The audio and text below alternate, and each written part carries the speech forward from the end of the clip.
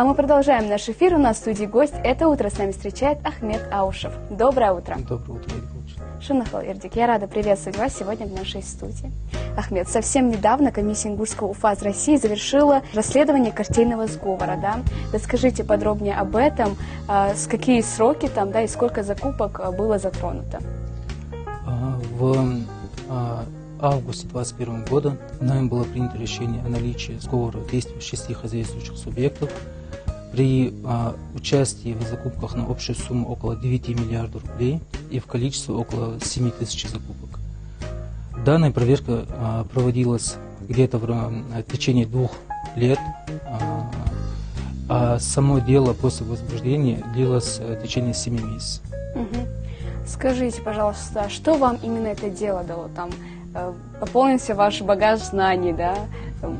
Какую-то мудрость, да, я не знаю, что именно могло вам дать это дело? В целом, для экономики данный вид сговора был обнаружен на территории всей России при поставке изделий медицинского назначения.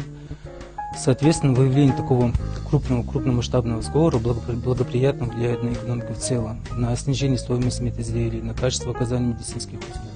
В целом, это как бы позитивные нарушения выявлены. А что оно дает конкретно для нам, Ингушскому УФАС? В ходе проведения контрольных мероприятий были применены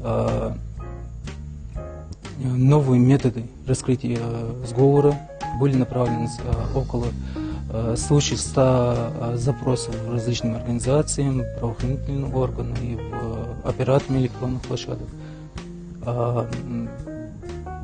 промышленным палатам, торгово-промышленным палатам, почтовым базам данных, Mail.ru и прочее. Получается, затронули все важные моменты, да? Да. И структуры в том числе. И структуры в том числе. Да. Расскажите, пожалуйста, как удалось доказать его?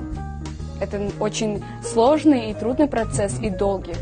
У нас контрольные мероприятия проходили несколько этапов.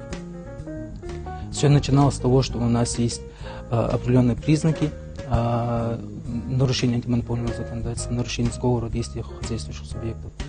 И на основании этих признаков нами совместно с Центральным аппаратом ФАС России в конце 2020-го, начале 2021 года была осуществлена выездная внеплановая проверка в город Елец по адресу крупного завода по производству медицинских изделий.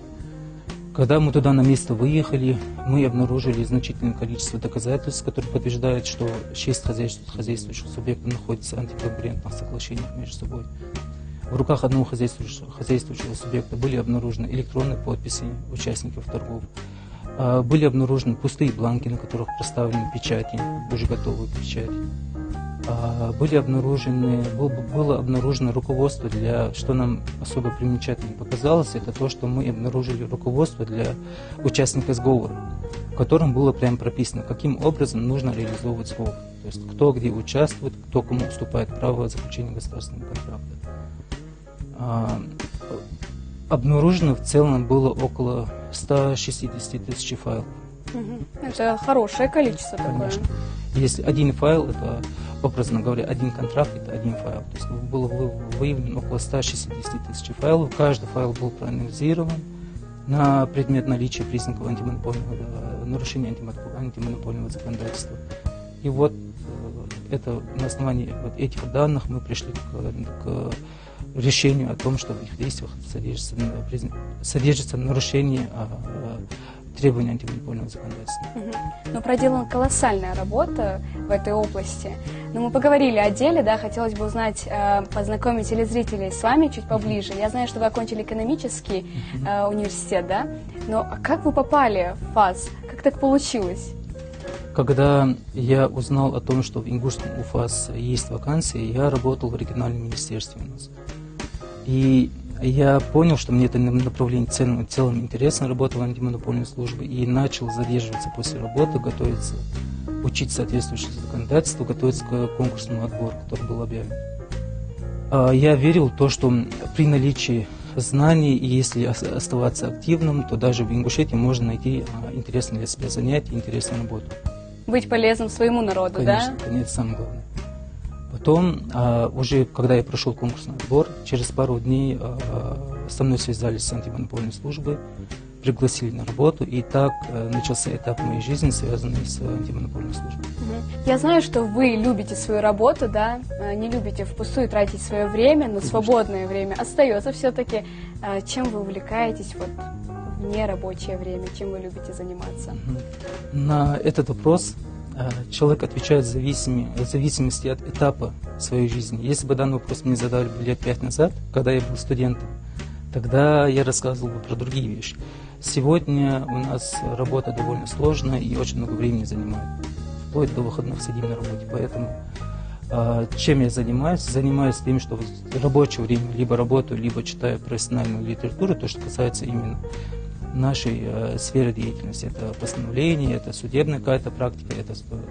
То есть все-таки возвращаетесь, да, к работе, и все вертится вокруг этой оси? Конечно, конечно. А свободное время, так как та литература, которая читается в рабочее время, она сложная, в свободное время читаю более легкую литературу. А какое направление вам интересно?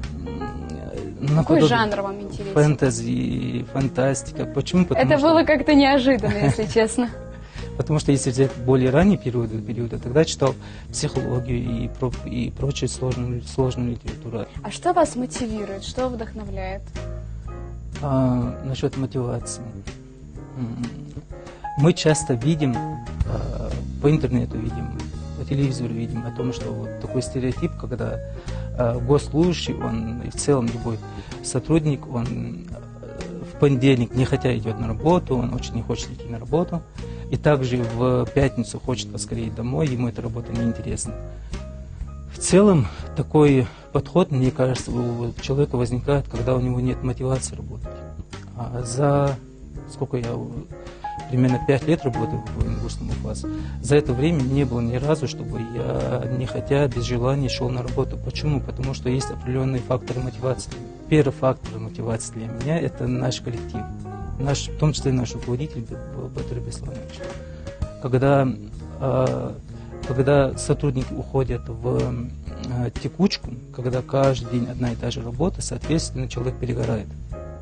Но у нас на работе такой подход, что есть текущие обязанности, рассмотрение жалоб, рассмотрение обращений, там, всякие отчеты, письма и прочее. Но при этом у нас всегда у сотрудников есть какие-то параллельные масштабные задачи.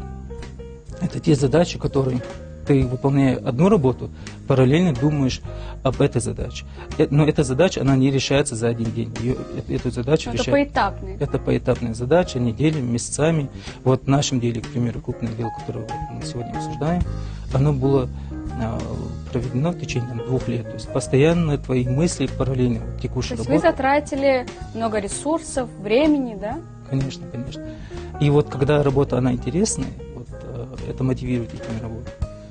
Вот. И второй фактор, что меня мотивирует работать, это то, что защита конкуренции, она напрямую влияет на качество жизни людей.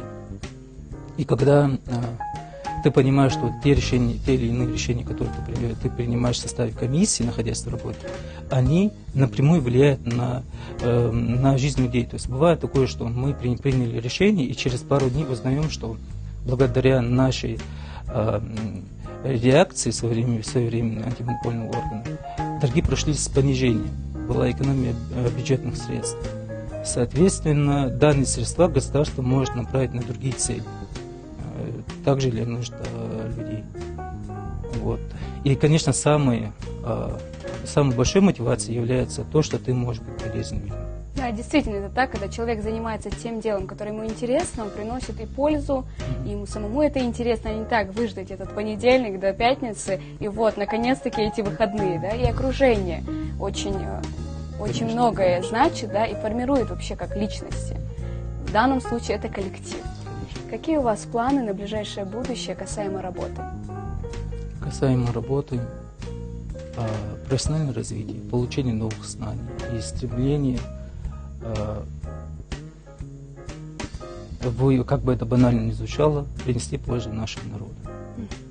Спасибо большое, Ахмед, что нашли время, пришли к нам сегодня в студию. Я желаю вам, в свою очередь, удачи и, конечно же, плодотворной работы.